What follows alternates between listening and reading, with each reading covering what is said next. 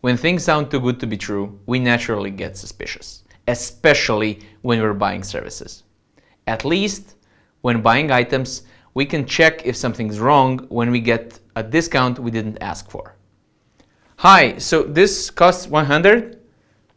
Oh, because 80, because you like where I'm from. Cool, Okay, but only 40 today, really? Why? No, I didn't mean, no, I'm not offended. I can have it for free. Really? Thanks. Hi, my name is Philip. I'm a pricing mentor, which means I can teach you what you need to show so your price can grow. And this is Sunny, my sidekick. When buying services, clients can't simply sniff, jiggle, poke, or kick the tires of what you're offering. This can usually be fixed with a Yelp review or a 5-star rating system on some other platform. But it's usually not enough when it really matters who does the job. Experts are hired when it really matters, when the outcome of a service can shield the client from a great deal of inconvenience, risk, or just pain in general. In those circumstances, we really want to know that we get what we paid for. Maybe they will, but today we are talking about why you shouldn't be the first one who offers the discount before anybody asks you to do so. It absolutely does matter. The client asking for a discount is them accepting your price as a starting point and seeing if they can get a better deal. You offering a discount first, on the other hand, is seen as you suggesting a starting point, smudging it as if you made a mistake, and then suggesting a lower starting point.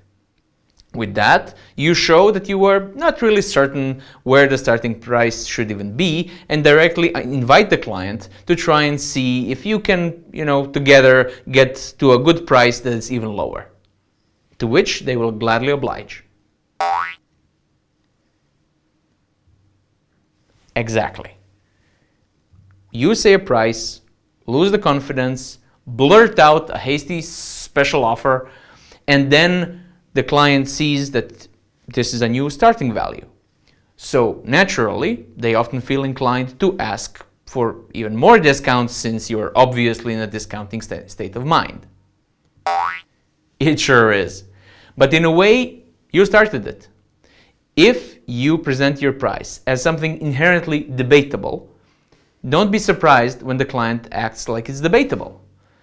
This does not mean you should never discount, as there are ways to get even more value from reaching a compromise, but only if they ask for it first, so you can ask for something in return. If you are the one offering a discount, the new price will not be seen as a compromise, but as an actual starting point of negotiation, and the client will rarely feel obliged to offer anything of value in return. My advice would be never do that. Say your price with confidence and stand your ground until you get a very good reason to compromise. If that inspires you to ask other specific questions, share them in the comments below or send them to me via LinkedIn.